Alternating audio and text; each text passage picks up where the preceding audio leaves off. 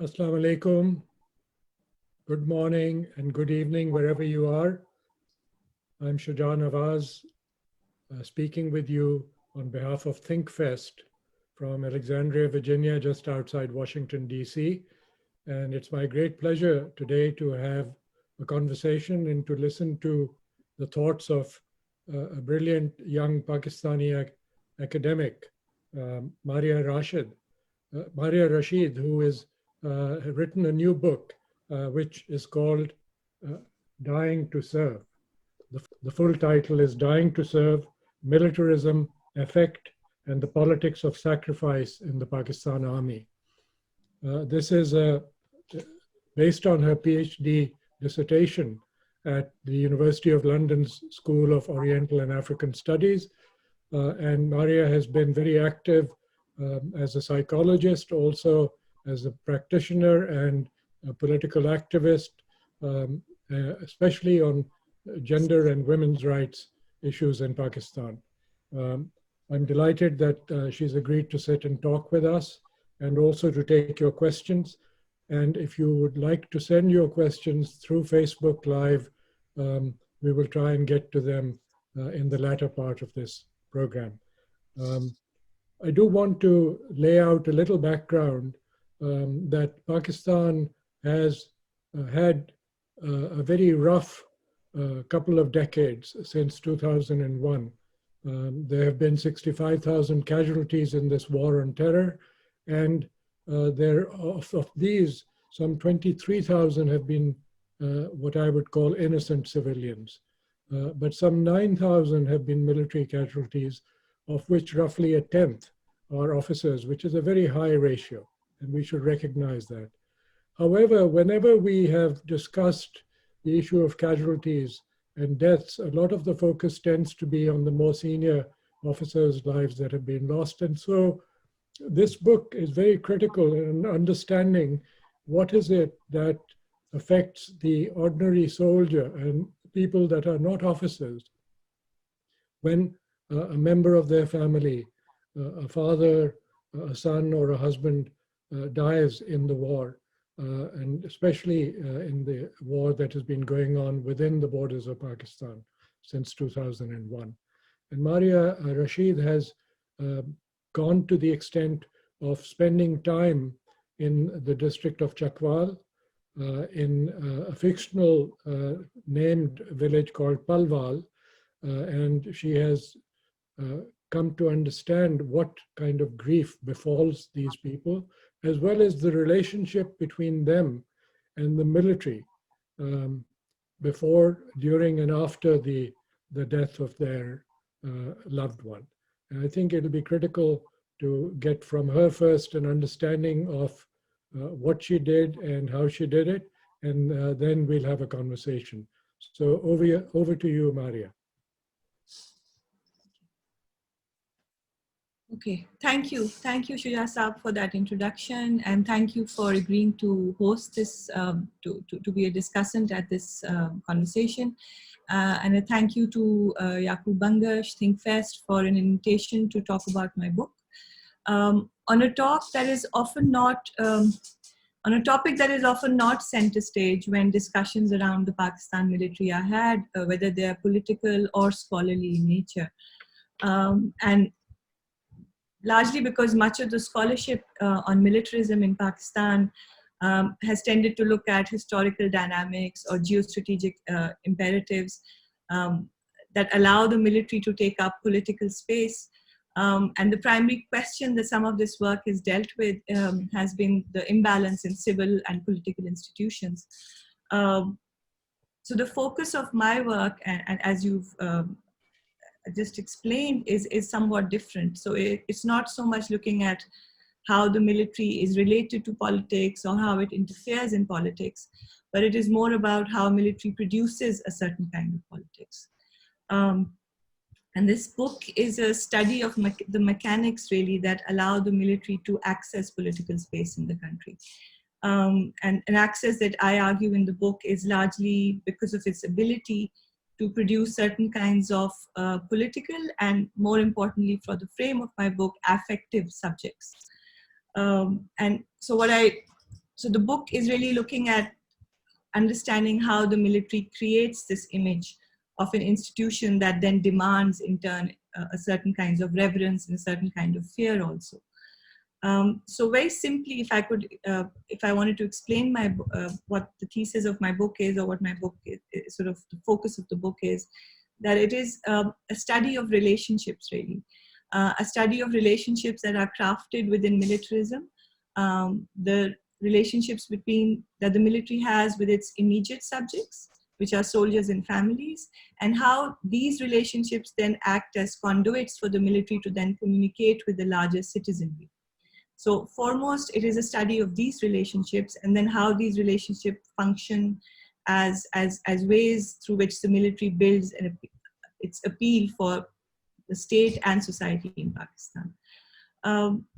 So the book foregrounds a very intimate aspect of war preparation, which is the production and instruments of subject. Is the production of the instruments and subjects of violence, really. So, and specifically again, soldiers and families. So these are instruments of violence who conduct violence also, and then who suffer violence willingly, apparently willingly, on their own bodies and the bodies of those that they love. So the book tries to study how this apparent willingness is created, and how these narratives of service and sacrifice are made possible. So affect then, or emotion, or jazbat, ehsasat, as we say in Pakistan, they become a central feature or central theme of this book, because the subject that I study is deeply affective. I'm talking about the deaths of loved ones, and the mourning of those left behind. And also, it is an important frame for the study, this idea of affect, because it's almost impossible to study the narratives of service and sacrifice, because the military itself deploys them so centrally in their own imagery. So hence, sort of, when I started writing the book, or when I was researching, this is not something that I went into with, very clearly that this is what I'm trying to capture, but this just came out from the scripts and the interviews and the kind of the narratives that appeared within military commemorative ceremonies, within military discourse. Affect becomes very, very central to an understanding of how these narratives of service and sacrifice are created, and for what purpose.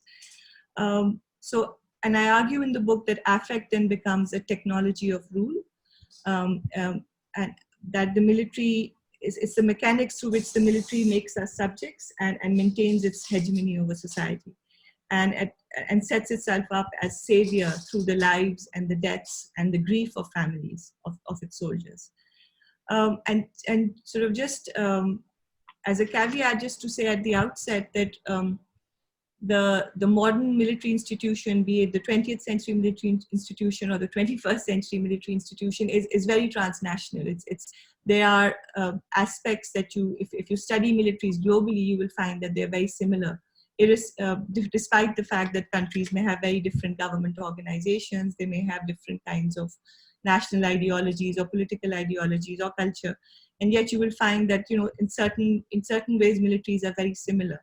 And my work focuses on Pakistan, but I do want to set it up within the larger landscape of military studies, which are very similar across borders. My book is based, you asked this question about how I went about this. This book is based on 6 years of research, some of which was spent in Chakwal villages, as you mentioned, and in recruitment centers of the military, also in infantry training centers, also in military commemorative spaces. It's an ethnography and includes a number of in-depth interviews with soldiers who have retired, soldiers who are still serving, soldiers who have been in combat, families of shohadas, mothers and wives. It also includes interviews of senior military officers, as well as military instructors who train soldiers. And the focus again is on NCOs and JCOs, as you mentioned. I'm not studying the military officer class. When I was setting out the parameters of my work, I felt a lot of work had been done there, but And also because the bulk of your military is very much the soldier class. So for me, that was important. In terms of the outline of the book, very briefly, I'll just spend a couple of minutes and then I look forward to your questions, Shuja Sahab. The book is organized into ethnographic scenarios that follow these relationships through a variety of critical moments. So I start with the grand spectacles of mourning that the Pakistan military holds, the Yom-e Shohadas and later Yom-e Difas. And then I also look at the local terrain or the village space where the bulk of the Pakistan Army soldier class has been drawn traditionally. And I do a historical reading of the British Indian Army policies and their preoccupation with the so-called martial classes. And then I trace a post-colonial trajectory of the Pakistan Army recruitment policies. I then move on to the manufacture, as I call it, of the soldier, the disciplinary regimes that are employed in military training centers, which rely heavily on affective regulations, what I call amplifications of hate in some ways, but also much more importantly for my frame, amplifications of love for the military, love for the unit, love for the comrades, love for senior officers, and how that those regimes then try to transform the peasant subject into the soldier subject. I also do an ethnographic exploration of the death of the soldier and its reception in rural spaces, and the rituals and the practices of mourning, both military and also private, and the affective regulation in those moments. I look at monetized aspects of these of the death of the soldier, so compensation regimes. One of the chapters looks at disablement in war and how that's an area which has not often received enough attention. I look at religion and how it's located within the making of the soldier, and I try and capture the contestations around the war on terror and Pakistan's participation within it. So I'll stop here, and I look forward to questions that you or the audience would like to ask me about the book. Thank you. Thank you very much, Maria. I think that was a very useful summation of a very dense, and I must warn the viewers and listeners, an academic book, but which deserves to be read because of the topic that it covers and the manner in which you have done your research. Let me begin by asking you a basic question. What was it that led you to choose this topic? Okay. As you mentioned, I've been working on issues of violence and gender for some time in Pakistan now. And in 2012, which is around the time that I was thinking of my topic for my PhD studies, something happened. So in 2012, in April, there was this massive avalanche, if you remember, in the Gyari sector in Siachen. And I think listeners would know about the conflict in Siachen in terms of how it's the highest battleground on earth. In many ways, we have soldiers, Indian and Pakistani, positioned across from each other, not very distant, in uninhabitable terrain.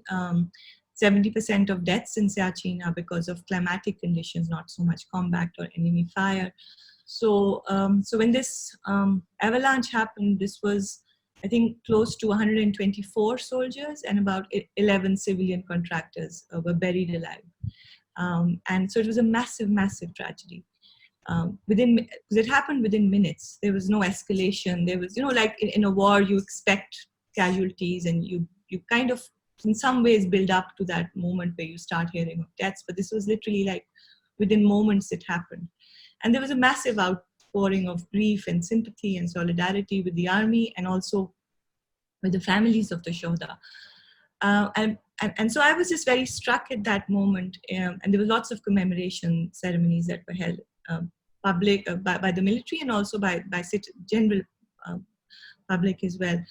And I was very struck in that moment how that, we were talking about a war that, we're talking about a conflict in an area which is uninhabitable, really. And this whole, the kind of sympathy and solidarity and this glorification of the Shohada that was happening at that time was what was, what was apparent was the public discourse was only around this. And there was nothing in the public domain, or not enough in the public domain, about questioning why are we there?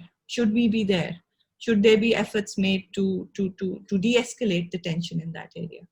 How does this serve? Because soldiers are dying regularly, whether there is war or whether there is no war. And so for me, that was just something that I couldn't get my head around. Why aren't we questioning the war effort? And I felt partly the reason was this whole affective, this extreme anguish and pain of soldiers families of soldiers who had died, and how that was being glorified. And I felt like that was a subject that I wanted to explore, and how that makes it so much more difficult to have these discussions. So that's kind of where it all started for me. Thank you. In the interest of truth in advertising, I would like to let our viewers know that both Maria and I are military brats. So we understand this issue particularly. And when you talk about what is it that makes people sign up in order to suffer violence willingly, that is a very apt way of describing why people go up for recruitment. And there's a lot of literature on that. And of course, the area that you covered, Chakwal, when it was a tehsil as part of Jhelum district, was one of the three districts, including Campbellpur, Nawatak, Rawalpindi, and Jhelum, that were the main recruiting area for the British colonial army too. This was the sword arm of the British India Army for many years. That situation is now changing, but I think you describe extremely well the reason why you got into this topic. Having done the work, having done the research, what did you think was the overarching result that you came to after everything was said and done, after you'd spent 6 years of your life living with the people, talking to them? What was the overarching result that you gained? In terms of their motivations for recruitment? And the effect of the way in which emotions are being deployed in this war on terror. Yeah, okay. Just to clarify, the book took 6 years to write, but my actual field work in that area was a little over a year. But my association with those areas continues even now. So I kept going back and forth, but for about 1 point something year of my life, I was actually more or less not living there, but was there every day. So just to clarify. In terms of, there's I think it's in my third chapter when I talk about the village, the district of Chakwal itself. And I quote this colonial historian who went about in these areas asking people the reasons for why they volunteered for the army. And he gave them two options. He said, this is Malcolm L. Darling, that's his name. And he asked people, why do you go? And he gave them two choices, bhook, yeah, shock. So bhook as in hunger, shock as in interest or desire for military service. And he said, most people would say bhook. So it was poverty, it was hunger, they were driven to it. And there's a whole lot of literature on it. And I've also talked about this in my book on the wheels of colonial capitalism that drove people into military service over the years from these areas during the British Indian Army times. In Pakistan, so in my more contemporary period, when I went to these villages, and that would be in a way the easier question to ask in the beginning before we got to the more difficult questions is why do people volunteer? Why do people go? And the first response is Pakki Naukri. Yes, because it is a source of livelihood. Of course, it becomes much more complex when you look at areas like Chakwal, which have generationally invested in military service. Pakki Naukri meaning secure livelihood. Secure livelihood and government service specifically. So, so they said Pakki Naukri, but like I said, somebody could also say this to you sitting in Sindh. But in Chakwal, it becomes much more nuanced because these are people who have generationally invested in military service. So it's very hard to go into a village and not constantly come across households which have either people serving in the military or have retired personnel, subedars and NCOs who are very much part of the the rural landscape now. So in the village, one particular village that I was doing my ethnography in, there was over 60 or 65%, I'm sorry, I can't remember the number, but there was a large percentage of households in that village who had somebody who had served them, who were receiving pensions from the Pakistan military. So that gives you an idea of the kind of deep connections that this area has with military service. That has, however, changed to some extent. If you'll allow me to speak a little bit about that the Pakistan Army in late 1990s, General Musharraf introduced the idea of the nationally integrated military. And based on that, now people are drawn from various districts in the country based on their male population numbers in the census. So there's now a distinct shift towards trying to have a more representative national army. So what it means for the people of Chakwal is that their quotas have gone down. And I assume it's similar for Jhelum and Attak and other districts also. And that has unsettled them, and that has created some level of angst and also some level of resentment towards the new Fauji coming in from Sindh and Balochistan. And so there's this questioning of almost like we've been left stranded, and this is our livelihood. War is our livelihood, and this is a district that sort of imagines itself as the martial race even now. So if you go to Chakwal city, there's a large signboard, and I think there's a picture of that in the book, which says Chakwal, the land of the valiant. So that's how they see themselves. And interestingly, so military doesn't really have to go around trying to attract people from Chakwal and these martial districts. People will line up twice a year at recruitment centers. So they're very, very closely connected. So it's a mix. Largely, of course, it's livelihood, but because of this generational investment and this self-valorization of the population itself as a martial warrior class, there is a deep emotional connection as well.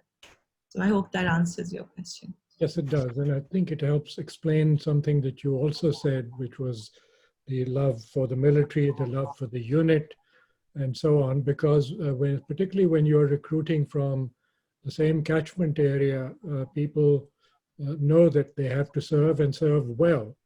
I recall my own work on this, and on my work in my first book, Cross Swords, this came out that a lot of the people that signed up would never desert or would not run away in battle, because where would they run to? They wouldn't be greeted warmly when they went home to their village.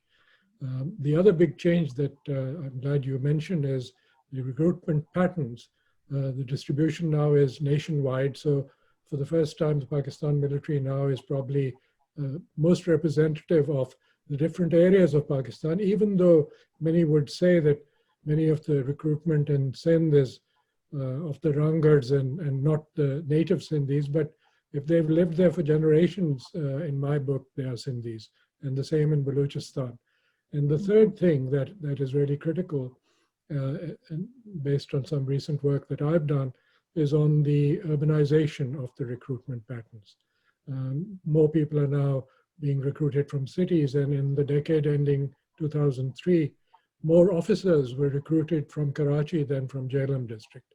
So that's a major shift, and I think you're pointing that out. Let me ask you something else, which was something that you talk about, the fact that the military is paying a lot of attention to symbolism and to publicity, and it wants to get the public on its side. Therefore, it uses its public relations arm, the Inter-Services Public Relations Directorate, and other means at its disposal in order to tell its story and connect with the ex-servicemen as well as with the families of those that have died in this conflict. Can you talk a little bit about that to see where this is going and to what extent you see this as being a good thing, or how is it viewed by people in the Palwal fictional village that you did your research in? So if I could answer that question and sort of link that with the book itself much more centrally so that readers then can see if they want to pick this up and get to know more about it. I think this sort of, the militaries and the military in Pakistan are always interested on shaping public opinion in a way that supports them. And especially for a military like Pakistan, which is now since, since the beginning of this century, the last 20, 18, 19 years has been involved in a war effort, which has been fairly unpopular, at least in the beginning, and unpopular nationally, also unpopular within the military at some points. So to shape public narrative around the war is obviously very critical for any military, because it needs the support of its nation to be able to then handle the kind of questioning or challenge or the grief that can come up when soldiers start to die.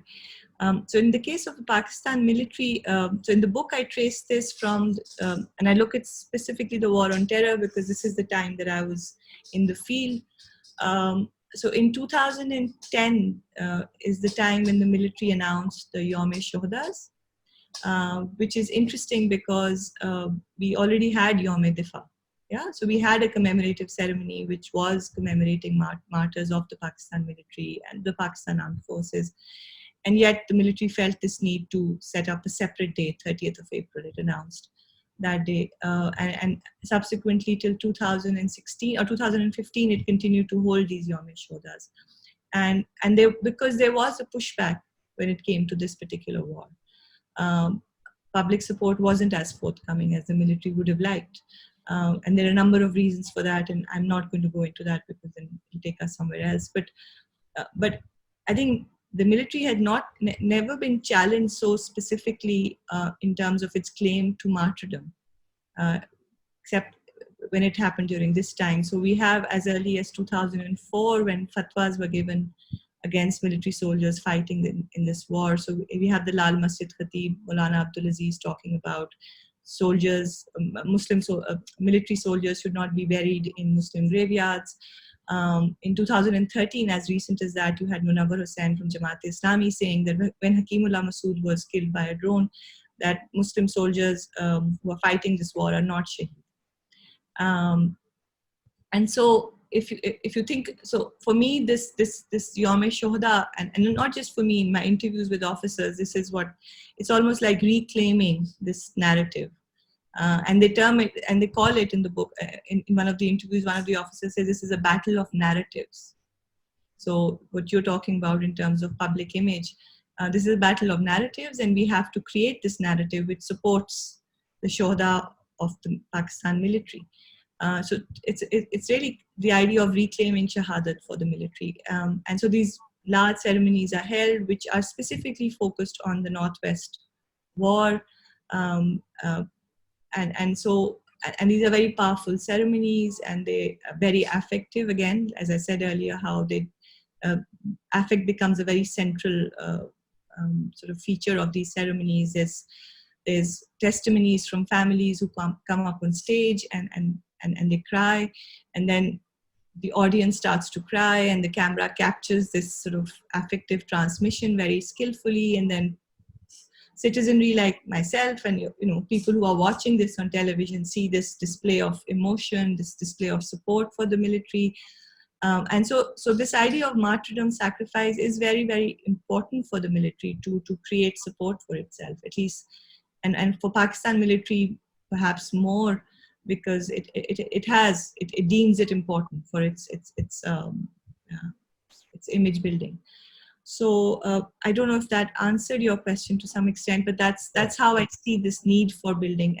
And what I'm claiming is that this shaping of public narrative is mediated through affect and mediated through the shaheed. Thank you. And you're quite right when you say that most militaries do this, because even in the United States, the Pentagon has an enormous publicity budget and an ongoing effort to try and influence public opinion, which was what General Kiani was trying to do.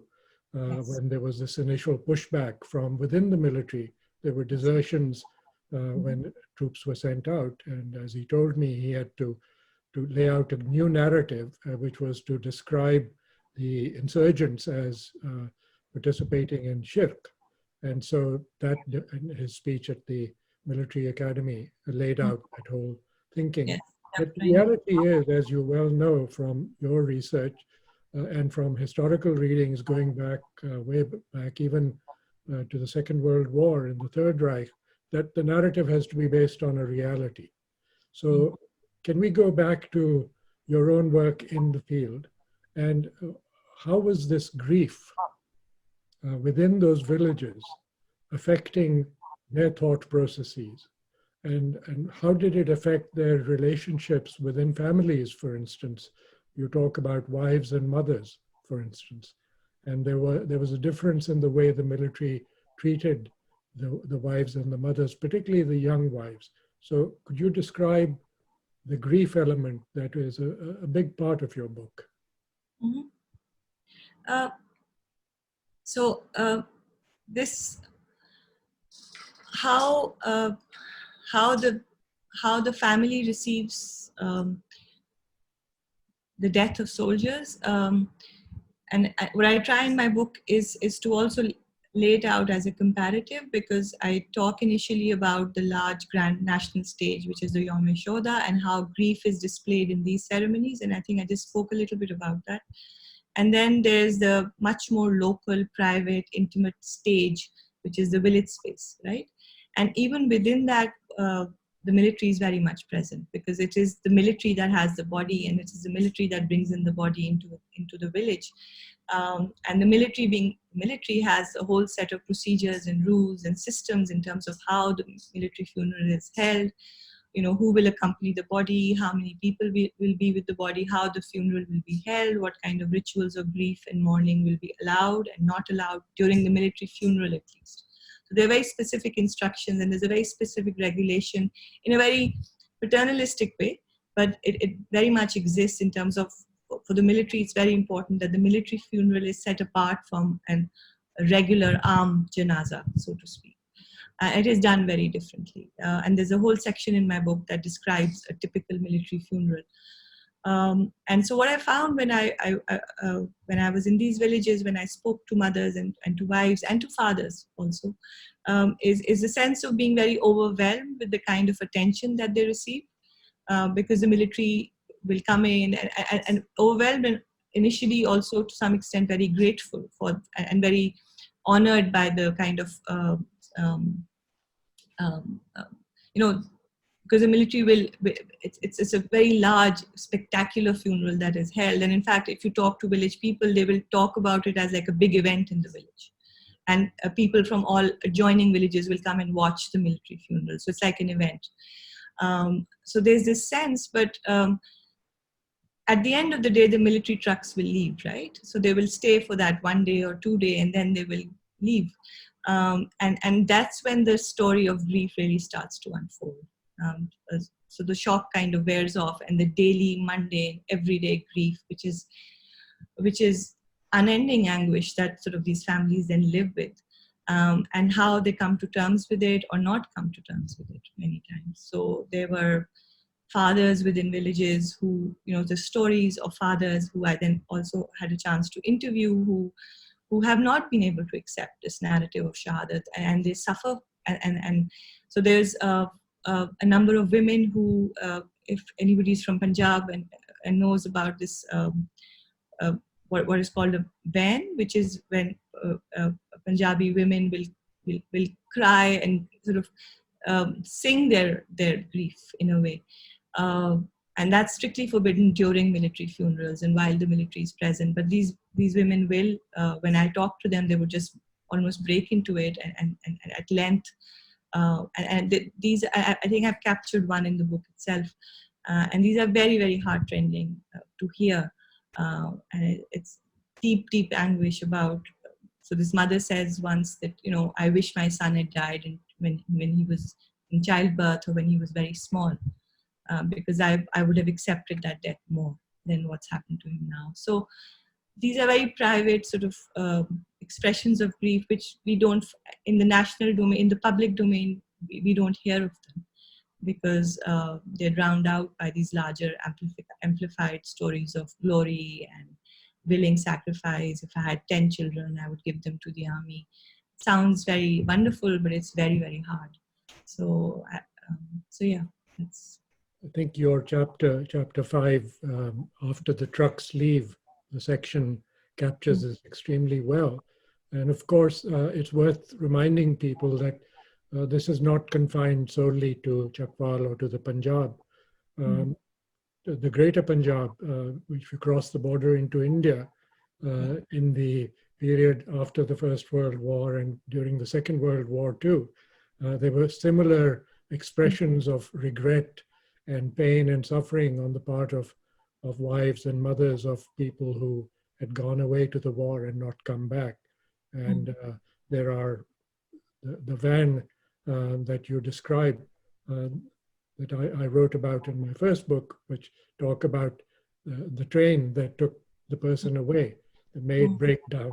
So there are emotional elements to this that you capture extremely well and that demand to be read, I think, very carefully. There is this question that I asked you about mothers versus wives and the difference in the treatment. So could you talk a little bit about that? Yes. So the difference in the treatment is in the sense of, so when the military wants to represent sacrifice, the figure of the mother is something that the military would rather focus on than the wife. And that's interesting because, and that's kind of symbolic when we talk about the Madre-Watan, when we talk about the mother sanctioning the sacrifice or the death of a son is considered far more dramatic in some ways and far more moving, far more emotive. At least that's how the military officers who spoke about how they designed these Yom Shoda events. So for them, the mother is the central figure, and so she would. The grand finale of this entire event would be the mother. The mother figure who would come on and talk about her son. And also largely because a lot of these soldiers who die are very young. Many of them are not married. So that's partly why there's a bigger focus on the mother. The wife's figure the wives are also very much present in representations and they come and speak, but she becomes a somewhat problematic figure, especially if she's young and if she doesn't have children, because then there's a big chance that the wife will marry again. And that's not an image that the military would like to talk about because, you want to kind of, this everlasting tragic figure is that criteria is not met with the wife, because if she's very young, then yes, you feel sorry for her, but at some point she is likely to move on. And she also becomes a contentious figure also because military compensation schemes are often, in the name of the wife. And if the wife then gets married again and does not have children, then it becomes somewhat of a contentious issue in these rural spaces where then, sometimes there's fighting between the next of kin of shohadas in terms of who gets to keep the plot of land or who gets to keep the various emoluments that are given out. So there are tensions there, and I don't think it serves the military to have these tensions highlighted, because the monetary aspect of sacrifice it doesn't really sit well with this larger, almost transcendental figure of the shaheed who gives this willing, selfless sacrifice. So I think the wife's figure becomes somewhat more problematic, especially if she's very young and doesn't have children. If she has children, then she's more reliable as this tragic figure that the military wants to absorb in its narrative. We have a very good question from someone in our audience talking about the effectiveness, not affectiveness, but the effectiveness of the military's narrative on the Shahuda, on the martyrs in this war. We know that the military thinks that it managed to turn the tide within the military, among the soldiery and the officer class against the insurgents because they were considered outside the pale of Islam. But to what extent did this wean people away from terrorism? Are you able to say anything about that, or was that outside the orbit of your research? How effective was it in public? Okay. Yeah, I mean, I think within the military, so I think you've spoken to that. So we know that because of a number of steps that the military took, the disaffection within military or that has been handled to a large extent. And also partly because when I interviewed soldiers, partly because as their own comrades started to die in these wars, um, this sort of um, the enemy construction of the new Muslim enemy was easier for them to accept. But for the larger public, in terms of narrative shifting, I think the military believes that it's done a good job, because if you see that since 2015, the Yawm Shohadas are now no longer held, and they now have been collapsed with the Yawm Difa ceremony. The Yawm Difa ceremony, however, has become almost a Yawm Shohada ceremony, because it is shifted from a civilian space into the GHQ, and it's run very much like the Yawm Shohada ceremony earlier. But the army feels this no longer has to separate the two, and it can now collapse and um, both kinds of shohadas into one category. And I think that's kind of gives us an idea of how the army feels in terms of how it has been able to shift public sentiment. But very much in villages also, if at one point the villagers were not willing to come to village funerals, at the time that I went, in 2013 and 2016, village funerals, like I said, were massive events, and there were people from all across that district would come and attend them. So there has been a shift in public sentiment towards the war, accepting shohadas as shaheeds. So in that, they have been very successful, I would say. Let me ask another question then. To what extent did all these activities of the military, and particularly the public display of grief through the Yawm Shahuda and now the combined Yawm Shahuda and the Yawm Difa, the Defense Day of Pakistan on September 6th, what extent have they had an effect on other mass media and broadcast media and other social media within the country? To what extent have they succeeded in creating resonance among the general population for these ideas? But it's hard. I think that requires another study. And we would need to study that more. But like I said, I think public sentiment has been, they have been successful to a large extent. I don't think there is that questioning of shohadas that existed 10 years ago of the war on terror. In fact, there is not that kind of questioning on the war on terror itself, which existed 10 years ago or 15 years ago. So I think it has been successful. That's sort of my general sense. Also, I think it's this technology of affect is very effective, because at least when I talk about my work, or when anybody comes up and critically looks at the military, what's often thrown back at you is this idea that, look, the military sacrifices, and you don't know, you're not in any position to speak, because it's these people who sacrifice for us at the border and who die, and these. And if you look at the kind of imagery that goes along with when there is a shahadat at the front lines, and it is powerful, and if it wasn't, the military wouldn't deploy it. So I believe it works. It is very effective, and it's almost like you feel hesitant to voice criticism of a war effort, because you feel like somehow you are disrespecting shohada. So I think it's a very, very powerful technology, and I think the military knows that.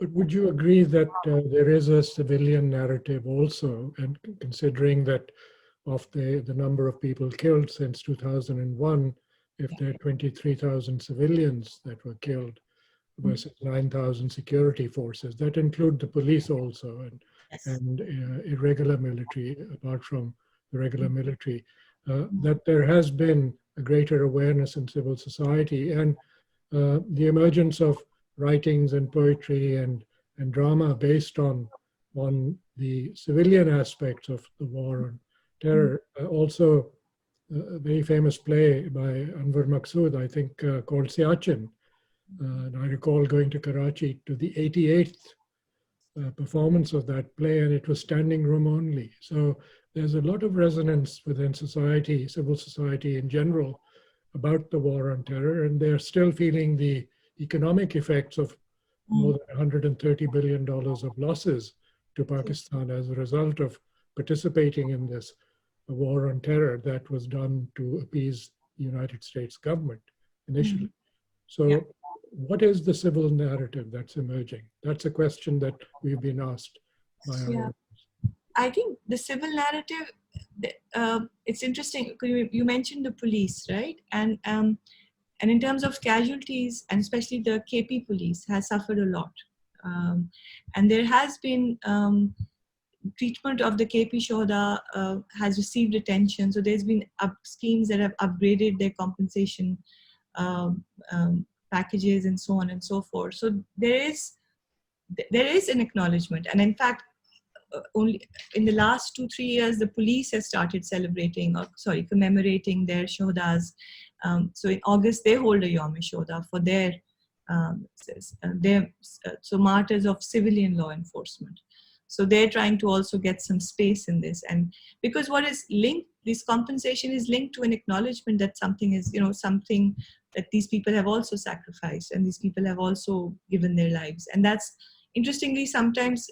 So I was listening to this police officer, and he's talking about how, why is it that when police officers die, you say killed or jaan bahak, and you don't automatically attach the word shaheed to them, and now that's changing.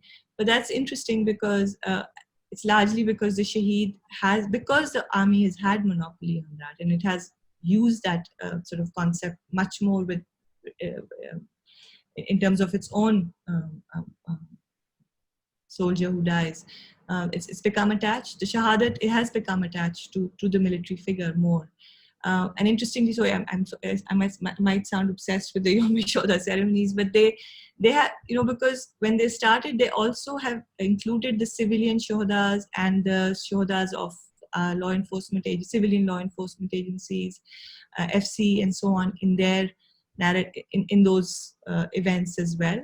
But I find that that's interesting because it's still a military stage, and so they're like a side note, and the real sacrifice and the real the real challenges are actually met by the military itself. So it's a hierarchy of sacrifice that does exist very much, and the hierarchy is also reflected in terms of the kind of compensation packages that are given out, and not just in terms of substance, but in terms of the mechanics or the infrastructure that hands out this compensation. So the military is extremely organized.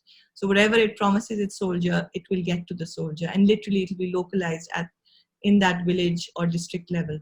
Whereas for the police martyrs families, it's much more harder, and you see a lot of contestations around that. You read about it in the papers. It's in the public discourse. And interestingly, this monetized aspect of military sacrifice, you will not find so much in the public discourse. Unlike the other civilian shodas that you speak about, it's kind of missing because the civilian law enforcement shodas are much more prominent because the state almost wants to publicize them. So it's almost put out as, this benevolent state that is now responding to, this death, and then, adequately or inadequately compensating the person's family. Whereas, interestingly, the military makes no effort at all.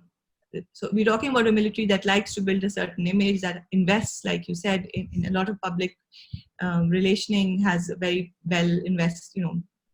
organized department who does that, but we rarely hear of army compensations, and that invisibility is interesting to unpack as into why is it important for the military to keep that invisible.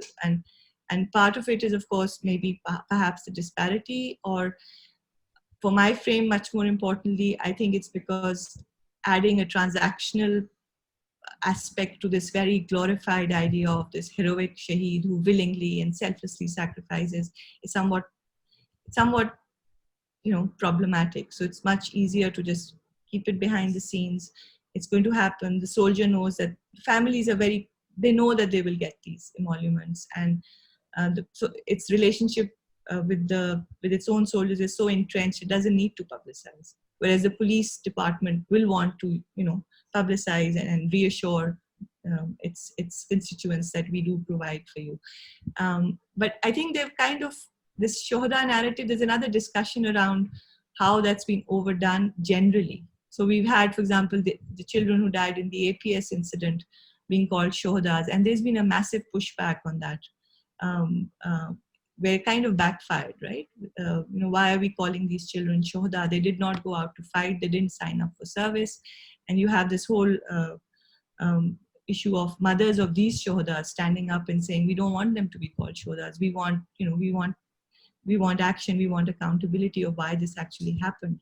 So in some ways, when the question of civilian pushback, I think that it does exist, but more in cases of when civilians have been called Shohadas, in terms of, that's almost a way of that's become a way to almost shrug and say, it happened, it's very unfortunate, and you call them Shohada and you kind of move on. You don't really take responsibility for what has happened. So there is that kind of pushback, but I don't see so much pushback around the idea of military martyrdom.